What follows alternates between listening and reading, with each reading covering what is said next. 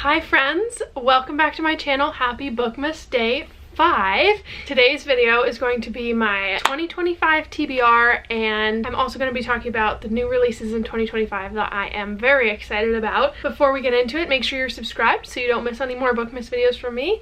And without further ado, let's get into the video. In 2024, I made a list of the top 24 books that I wanted to read, and in 2025, I've decided to stick with the number 24. I feel like it's a good number for an amount of books to have on a TBR in the whole year. It's like 2 a month. And also, if I do 25, then like the next year I'll have to do 26 and 27, and we're gonna just stick with 24. So I have a list of 24 books that I really want to get to in 2025. These are books that have been on my TBR for a while that I've been putting off for whatever reason, and I just really want to get to them. So I've got it broken down by genre. I have some of the books here with me and some of the books I don't have, and then we will get into the new releases that I'm excited for next year. First category of books is historical fiction. In 2024, I have started to read more historical fiction, especially in the second half of the year, and I love historical fiction. This is a genre that I've kind of forgotten about for a while. It is one of my favorites, so I would say the largest genre majority for next year is historical fiction. I'm just gonna go through the stack as I have it right here.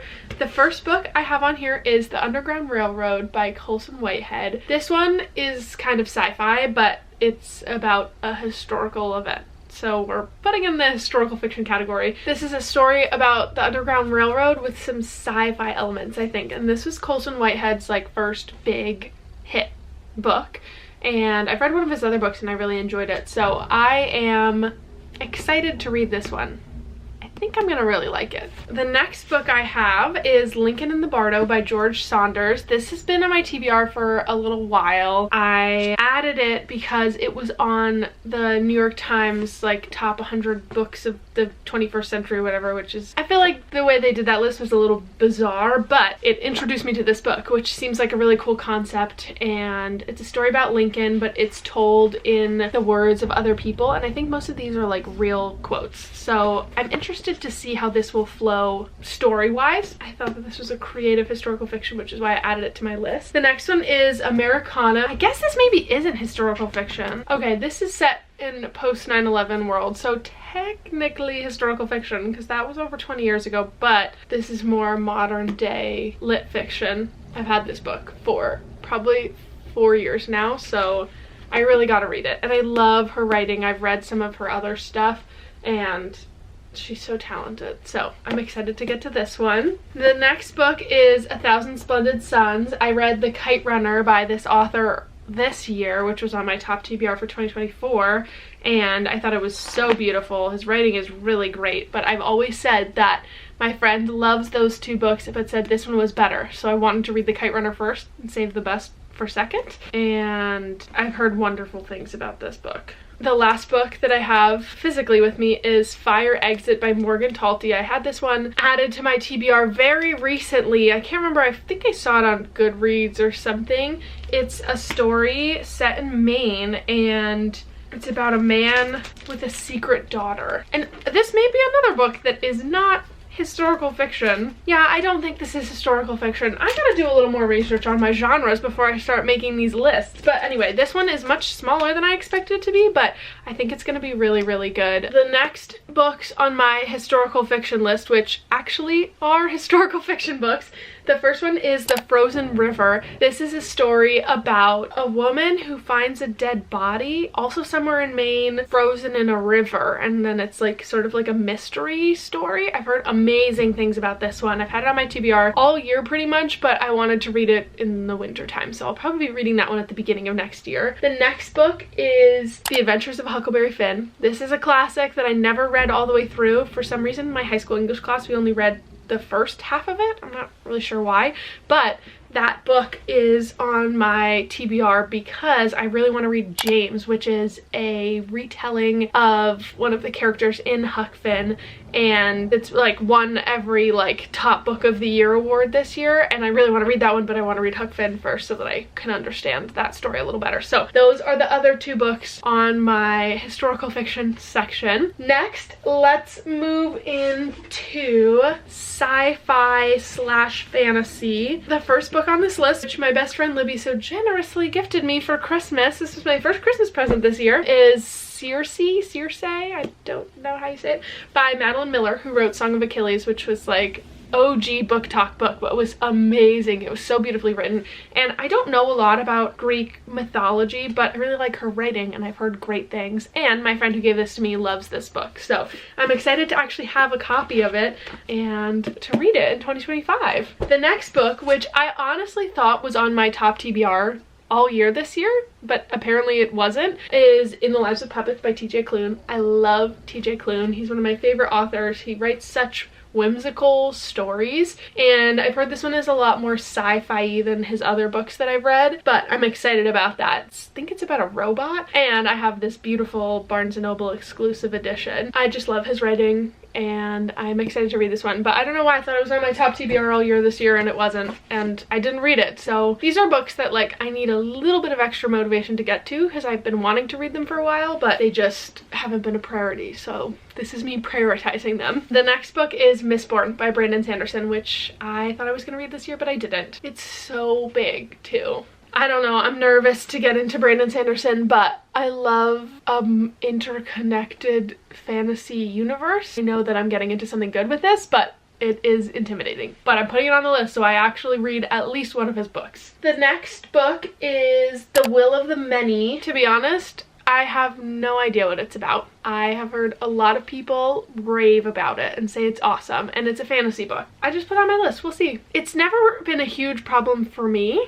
but I don't love knowing what a book is about before I go into it, so a lot of these I'm just like, okay, I'll find out when I read it, so that's one of them. The next book is Dark Matter by Blake Crouch. This one's sci-fi, and another book that I don't know a ton about, but I've heard amazing things about, and I haven't read too much sci-fi this year, but most recently I read The Martian and I loved that book. The next book on here is Parable of the Sower, which is also sci-fi. This is Octavia Butler, and this is like OG genre book. Like, this is a book that was very impactful to the sci-fi genre, and so I feel like I have to read it, and obviously like Octavia Butler was so loved for so many reasons. I am excited to get to that one. The next book is Number in the Ashes by Sabaa Tahir, and I've heard a lot of people rave about this one recently. This is a fantasy series, so this is the first in that series, but the spines match up so nicely, and I have to say that's like one of the main reasons I'm excited about this book. My plan is to like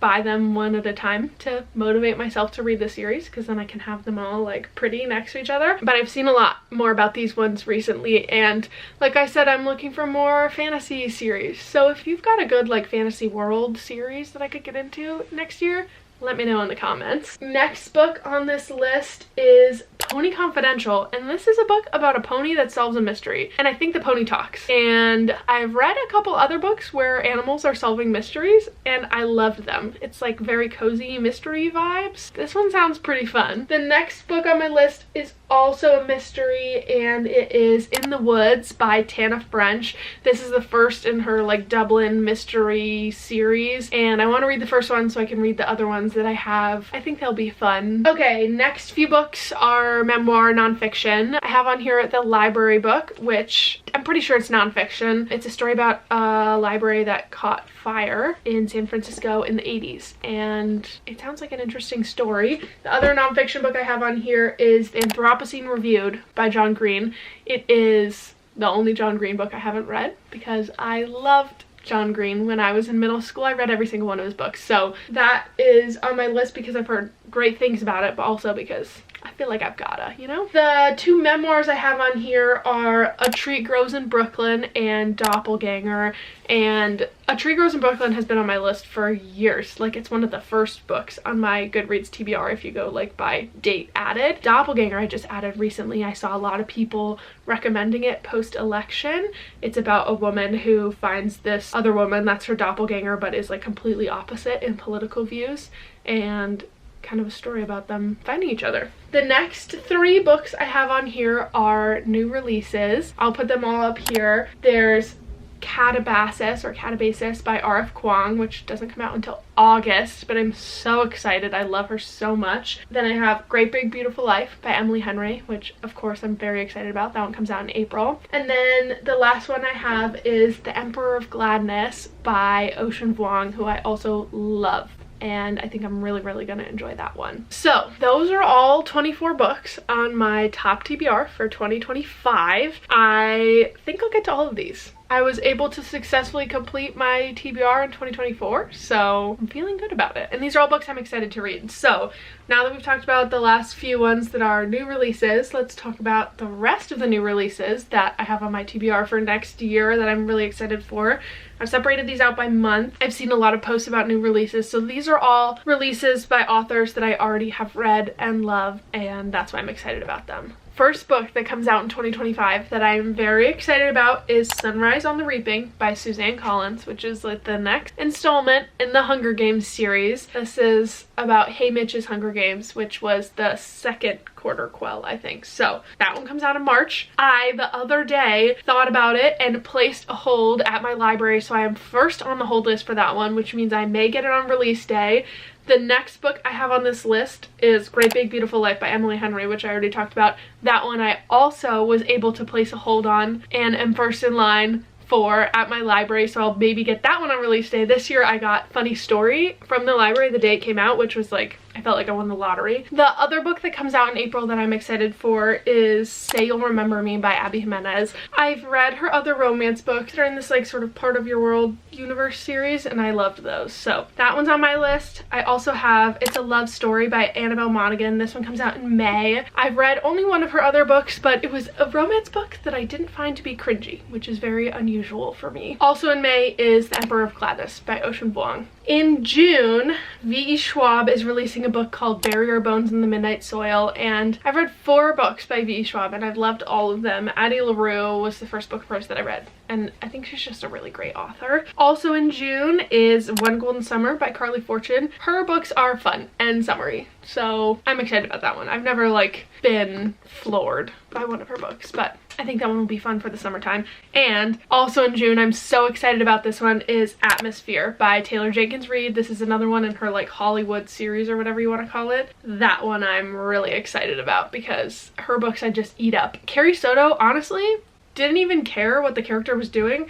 I read it so fast. It was like consuming me. It's kind of like a brain candy book. So I'm excited about that one. In August, there's Catabasis by R.F. Kuang. I'll learn how to say it by the time the book comes out, but she is one of my favorite authors ever now, especially after reading Babel. So that one, I don't know how I will wait until August for. And the last one on the list is Accomplice to the Villain, which is the third in the Assistant to the Villain series. That one comes out in September. This one I'm like excited to read so I can complete the series, but don't really care as much about it. Those are all of the books on my 2025 TBR and some of the new releases that I'm excited for. I hope you enjoyed this video. Let me know down below what's on your 2025 TBR, what new releases you think I've missed that you're excited for, and I will see you guys on the next day of BOOKMAS. Bye friends.